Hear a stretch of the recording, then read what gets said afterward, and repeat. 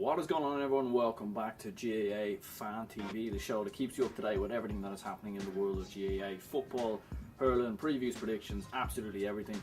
And yeah, guys, let's get straight into it. But yeah, guys, we do have a lot going on this weekend. Of course, we've a lot of matches to get through, a lot to talk about. Of course, it is going to be a pretty busy weekend in general. Of course, with the Champions League final on, there's going to be a lot going down, but nonetheless, we're going to crack on. We're going to talk a bit about some of this weekend's action in both football and hurling. Hope you guys have all had a good start to your summer so far. Weather's been pretty decent. It's 50-50, kind of sunny, kind of rainy. It's Ireland, isn't it? 4 seasons in one day. Nothing else really to expect other than that. But yeah, hopefully we can get some good weather for some of the games this weekend. If anyone is travelling down to the Dublin game, hopefully it all goes well. If you're travelling to somewhere else, Kildare playing Carlow, for example, some other games going on in hurling as well, Galway, Kilkenny, so we'll have to wait and see what happens there. But yeah, guys, anyway, let's get straight into it.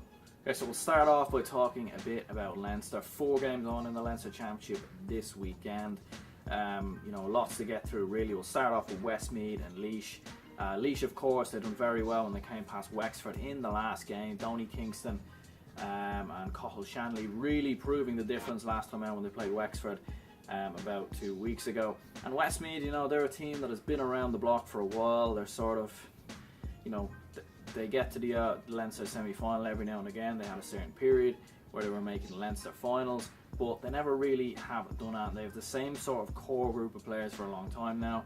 And I actually fancy Laois to do this. I fancy Laois to turn them over, just because Laois's form going into this is very, very good. When you watch the way they turned that game around against Wexford, and when you look at how they played in the game, against Carlow, coming, in Division 4, for example, their form during that. So I think they're the informed team coming into this. I actually have a sneaky feel that Laois could potentially go all the way to a Leinster final, but we'll have to wait and see. But I do fancy Laois to get over the line with the experience of Donny Kingston, with quality players like Cathal Shanley.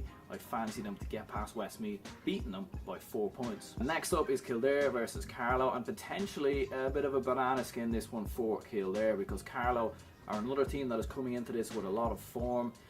Division 4 finalists. Of course, they beat Offaly last time out as well, and they're in good form at the moment, Carlow, when you look at their campaign last year in the Leinster Championship, and of course in Football Championship in general. They were one of the stories of the year last year as they battled their way through the qualifiers, eventually getting knocked out by Monaghan. But look, listen, Carlow coming into this game in good form, playing Kildare. I think this is going to be not as easy as what people would suggest. Of course, for Kildare, you expect more from them, don't you? They are favourites to at least make the Leinster final. They're on that side of the draw. It looks like, okay, Kildare and Dublin are going to play in yet another Leinster final. But I don't know. I think Carlow will put it up to them. They will cause problems. The only kind of thing I would say is that Carlow, they do play quite defensive. They play that kind of blanket defence from time to time, and I feel like doing that will invite Kildare onto them. I do think Kildare's main sort of strength is that they can kick good points, and they are good attacking wise. It's just defensively they leave a lot of space for teams to hit them on the break. So I do fancy Kildare to get the job done, winning by 2 points, but I think this could be very close, and I think if there's going to be any shock in Leinster this weekend, this is the game to keep your eye on. And then, of course, we have Longford versus Meath. Not too sure what to say about this, really. Longford didn't have the best campaign, of course, in the National League, and neither did Meath, of course. Meath finishing down near the bottom of Division 2, a county that has so much reputation when it comes to their history. They have so much history, and they're really falling short of what they should be doing. Of course, just avoiding relegation in the National League. I fancy Meath to get the job done in this game. But again, I don't fancy them to do too much going forward. I think the way it will work out is that they will play Dublin in the Leinster semi-final, and I feel like that'll be the end of their campaign pretty much. But who knows what's going to happen? But I do fancy Meath to get the job done, winning by 4 points. And then, of course, we've got Wicklow versus Dublin. What an occasion this for Wicklow. Of course, their goalkeeper Mark Jackson was the hero last time out as Wicklow seen off Offaly in a big, huge victory for their team. And you've got to say fair play to Wicklow for getting the job done, getting the victory. And I'm not going to lie, coming into this game, Wicklow, what an occasion it is for them.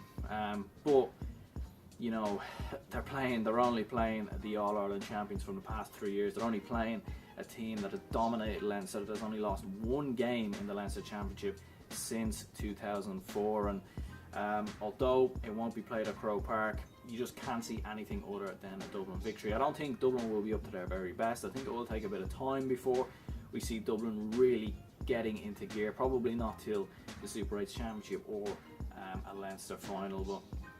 But I do fancy Dublin to win this pretty comfortably.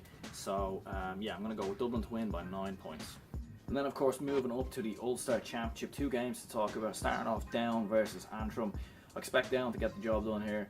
Antrim, of course, Division 4 team, not the greatest team in the Ulster Championship, probably one of the weakest sides in the competition at the moment. But Down, to be fair, they didn't have the greatest Division 2 campaign. They got relegated.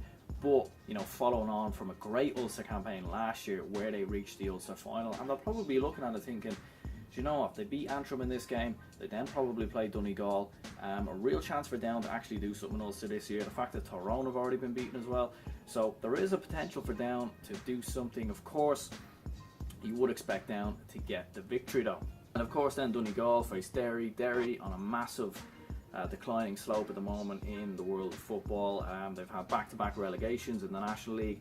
They've been very woeful in Ulster in the past number of years. They should be doing a lot better when you look at their pedigree and their history. But Donegal didn't have a great Division 1 campaign either, but they looked very impressive when they played Cavan. They beat them pretty comfortably. They looked well up for it. They've sort of abandoned this very defensive style that they had under Jim McGuinness.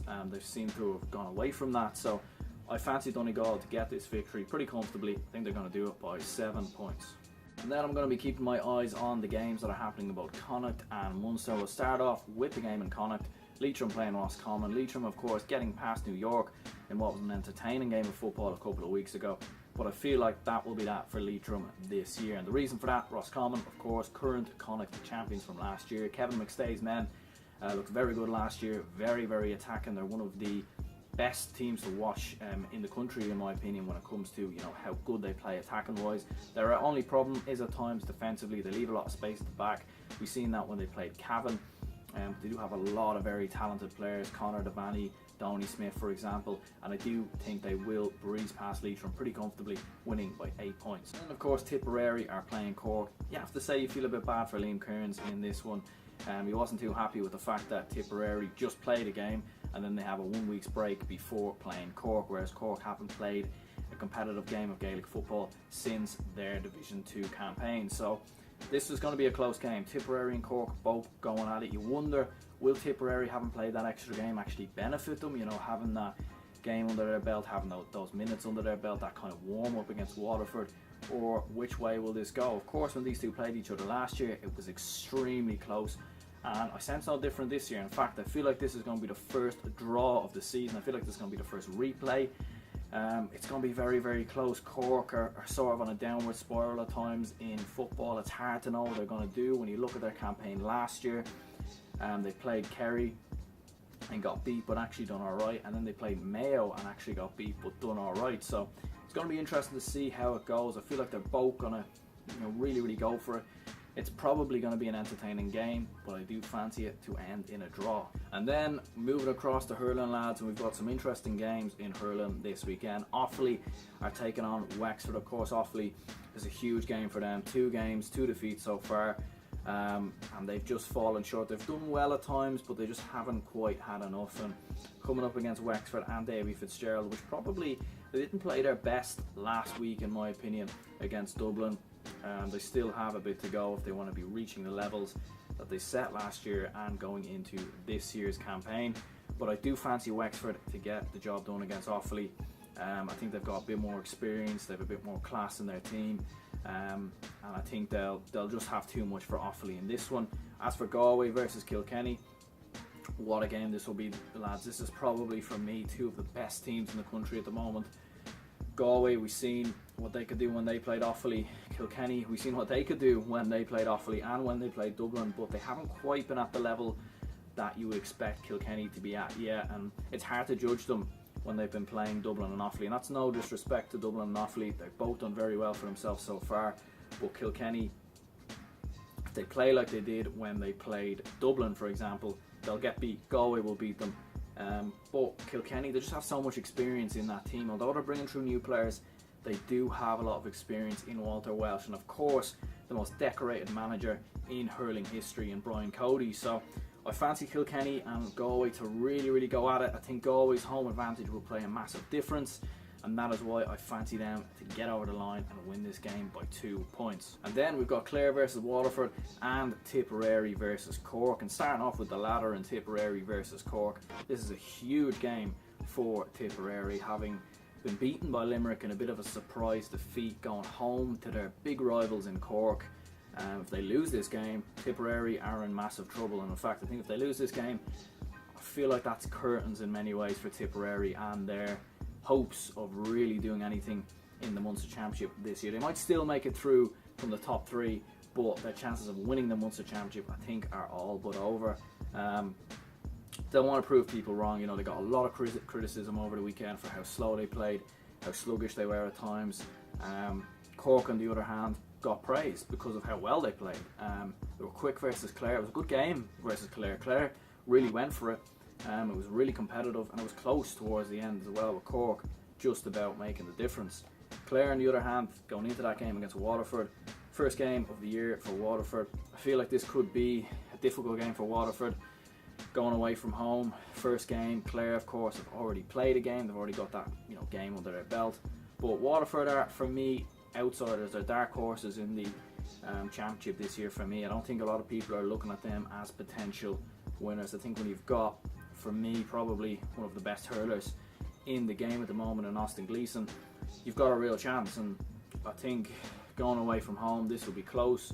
Depends a lot on Waterford, if they're up for it, if they are match fit, and if they're ready. I think they'll win this game, but I think it's going to be really close. But my heart just says Waterford. I'm going to go with them to do it just by a point. Hey guys, anyway, let me know what you guys think about those predictions. Am I right? Am I wrong? Let me down in the comments below. Feel free to let me know if you guys think that there will be something different that will happen in this weekend's action. But pretty interesting to see nonetheless how it all pans out. And I'm certainly going to be keeping my eyes on as many games as possible over this weekend. Alright guys, so that's going to be the end of the video. Chat to you all soon. Alright, good luck.